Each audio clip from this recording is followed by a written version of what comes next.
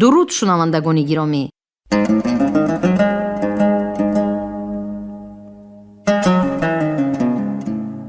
با توجه شما گفتار ادبی از سلسله خوانشی بدیعی از روی اثر درون دنیای نویسنده خلقی تاجیکستان فضل‌الدین محمدیف در قرائت هنرمند شایسته تاجیکستان باباخان ستاری. آغاز گفتار 32.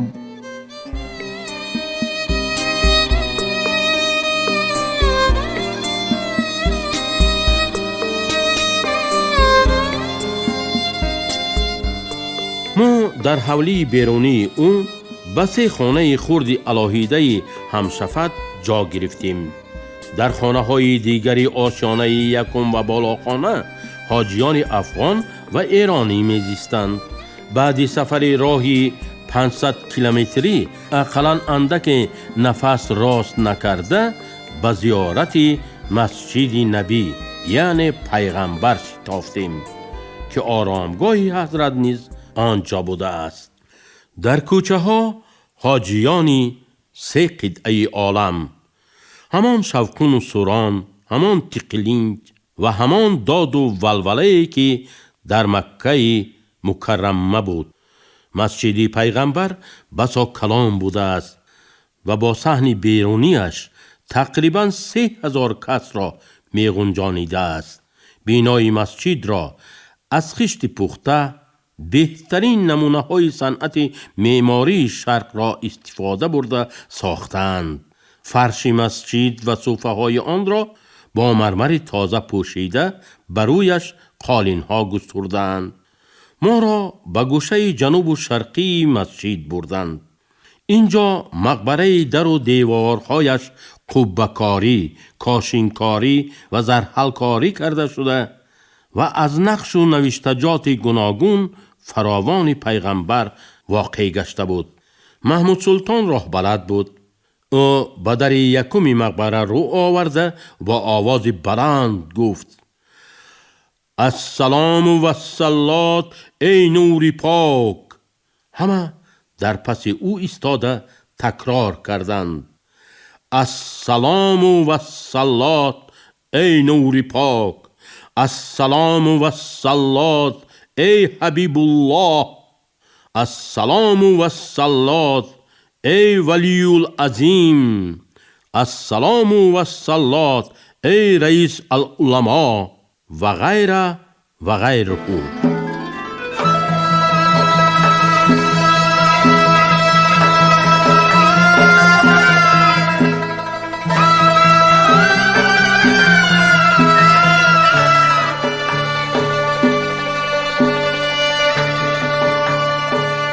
محمود سلطان دعای خواند، همه آمین گفتند. حاجی های قبل از ما آمده به مقابل در دیگر گذاشتند و ما جای آنها را گرفتیم. در رو بروی هر یک در السلام و الصلات، دعاخوانی، فاتحه و آمینگویی تکرار می شد. متواف از نزدیکی صوفه تبرکی که در وقتش رسول خدا با صحابگان خود نشسته نماز می خواندند و تقدیر قبیله های مسلمان شوده و ناشوده را از همین جا با یک ایمای برود حل می کردند، جای خالی کرده داد. سپس خود از پی کارش رفت تا که گروه دیگری حاجیان را داخل ثواب بنماید. در انتظاری نماز شام قاری ها زیر لب پیچی راست زنان به مراقبه رفتند. کمینه آرایشی با این مسجد را تماشا می کردم. در کتاب در ضمن سخن گفته می شد که دین نصرانی در تاریخ 2000 سالش به انسانیت نفع هم آورده است. یعنی رافائل، جورجانی، میکلانجلو، اندری روبلیوف و دیگر استادان بزرگ ایام تجدد را به ایجاد کردن اثرهای جاودانی صنعت در موضوعهای دینی الهام بخشیده است. من مسجد بزرگ حضرت عباس را در طائف، مسجد کعبه و انا این مسجد پیغمبر را دیده به خلاصه آمدم که همان فایده گویا به صنعت آورده دین هم برگشته به خودش خدمت کرده است.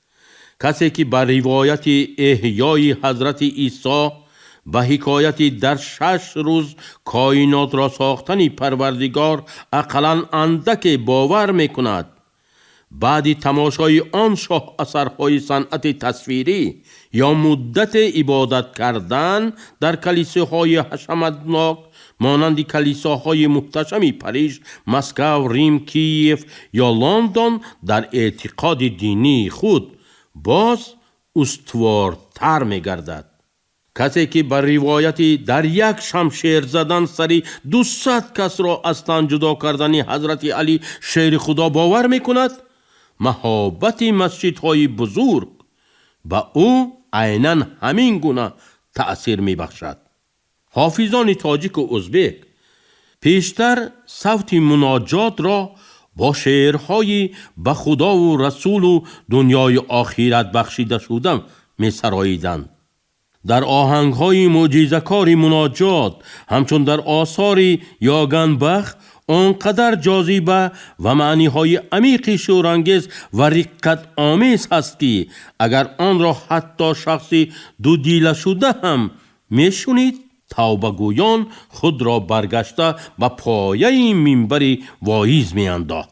از شخصی که روایت های دینی را بی لبخندی هجو آمیز گوش کردن نمیتواند سوال کنید: آیا در مسجد یا کلیساهای کلان بودی؟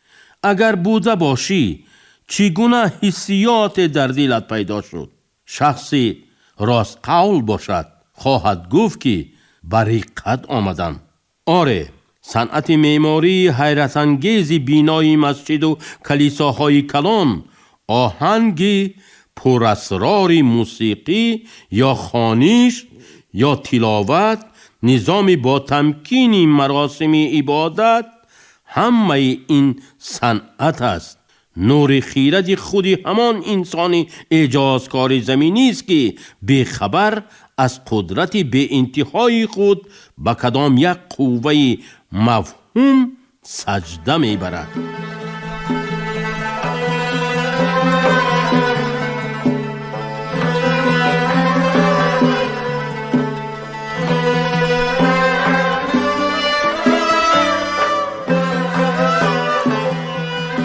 صدای کشاکش و فریاد زن پینک همه را پرانید. حاجیان از مراقبه سر برداشته به پیش نگاه کردند که یک توده آدمان در تگ منبر نقشین واعظ مناقشه برپا کردند. 2 زن چادرپوش نامعلوم داخل مسجد شده تا به منبر رسیدند که در طرف غربی مقبره تخمین 10 قدم دورتر از آن ساخته شده است. زنها ظاهراً نیت کرده بودند که پیغمبر خدا را از نزدیکتر پرستش و سوگواری کنند، در تگ منبر مبارک نماز شام بخوانند. اما خدمتگاران مسجد از این سوی قصد عظیم در وقتش آگاه شده زنهای گستاخ را تیله داده از حرم پیش می کردند. زنها مقابلیت نشان می دادند. درباره ثواب، رحم و شفقت هر چیزی دانستگیشان را می گفتند، ولی 4 مرد تنومند بر 2 زنی مشتی پر به آسانی غلبه کردند.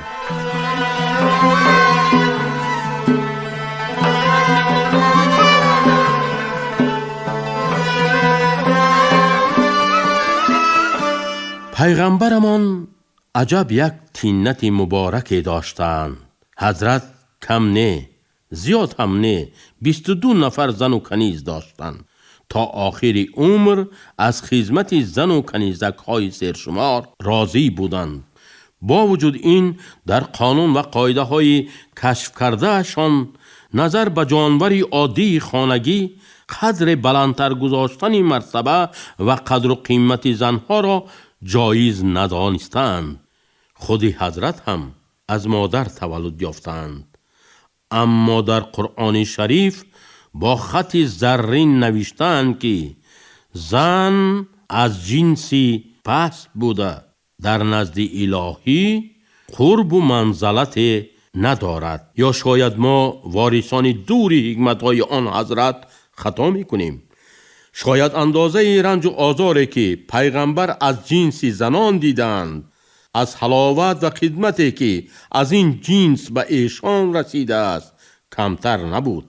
در واقع اگر قرآن مجید و روایت‌های مقدس را با دقت‌تر مطالعه کنیم، خواهیم دید که زنها و حتی عروسان پیغمبر به سر حضرت بسا ناراحتی و تشویش‌ها آوردند.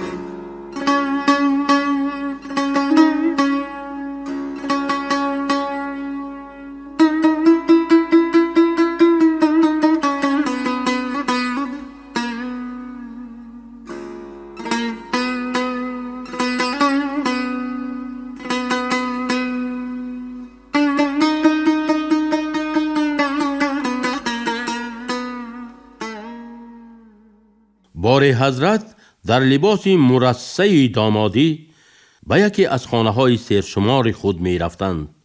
راهروان ریش خود را با پنجه ها مسرورانه شانه می زدند. ریش حضرت آن وقت از ماش و برنجی گذشته و برنج سفید یگان ماش آمیخته مانند شده بود.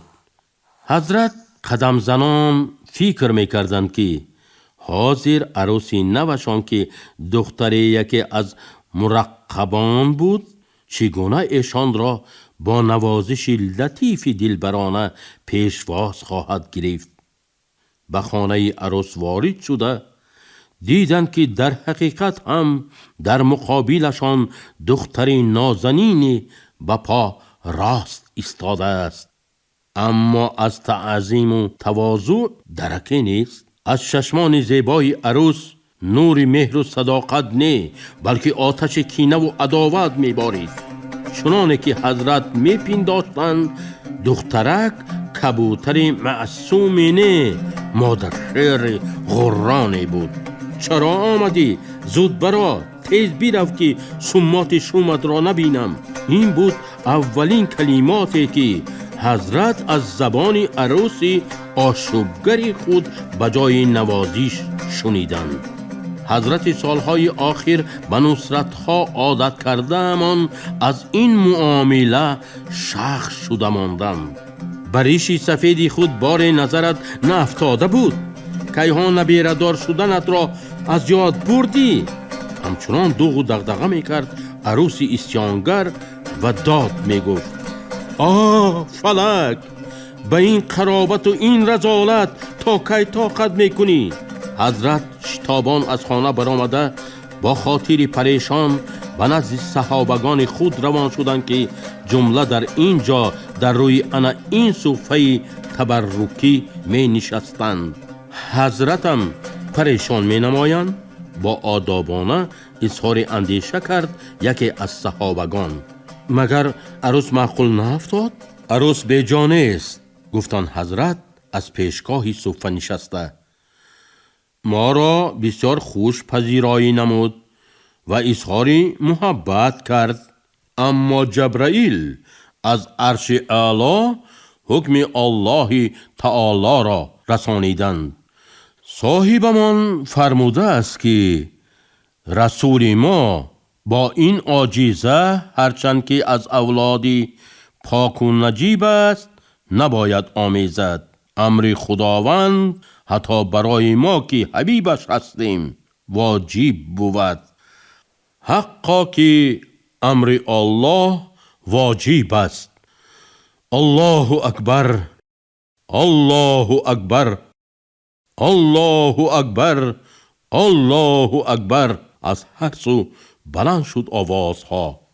کرامی هم ابوبکر روی آوردن پیغمبر به یکی از صحابگان خود که بعد از سر حضرت خلیفه نخستین شده بود: خواهش ما این است که شما آن دختر را به خانه پدرش برسانید.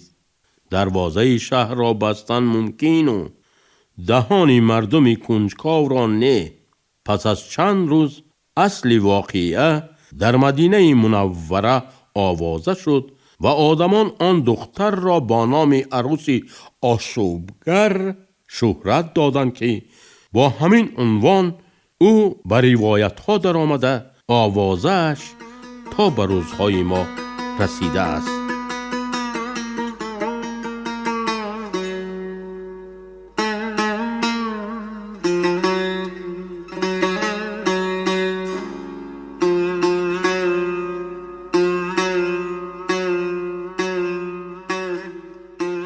بله، این گونه واقعه ها در عمر مبارک پیغمبر خیلی تکرار شدند.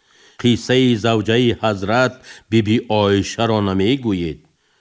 دختری ابوبکر، یعنی دختری یکی از 4 یاری با صفای پیغمبر و زن نکاحی رسول خدا شده ایستاده، به صفوان نام غلامی همسینی خود دیل داده بود. عشق‌ورزی بیبی عایشه و صفوان اولها از چشم مردم پنهان بود، لیکن بعد آن که عاشق و معشوقه از کاروان اشترها در بیابان جنوبی مدینه جدا شده یک شبانه روز در کدام گوشه دشت گم شده رفتند و سربازان بسیاری به کافت و کاوی آنها برآمدند، این قصه دیگر به دهان مردم افتاد. پیغمبرمان در غضب شده پای خود را از خانه عایشه کندند. همه گمان کردند که اکنون کار تمام، حبیب خدا عایشه را برآورده پیش می کند. سر حضرت ابوبکر به زمین خم می شود. اما بیبی عایشه زنی صاحب جمال بود. پس از نیم ماه این جنجال، یک سحری آدمان از خانه بیبی عایشه برآمدن حضرت پیغمبر را دیدند. این خبر هم زود در شهر پخش شد.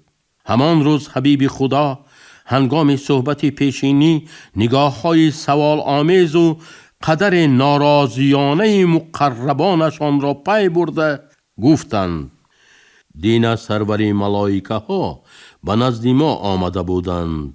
الله تعالی به جبرائیل فرموده است بیبی عایشه گناه ندارد و به عراض کرده گشتن حبیبی ما دیگر احتیاج نیست.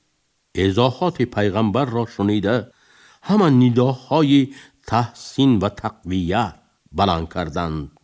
حمد بیشمار بر الله تعالی، حمد بیشمار بر الله اکبر، ثنا به صاحب رحمان و رحیم ما، حقا که خواستی خداوند واجب است. بعد پیغمبر همین واقعه را با شرح و بیانش به 12 آیت در آورده به قرآن مجید داخل کردند تا که هم دهان بدگویان بسته شود، هم به نسل‌های آینده سبق گردد.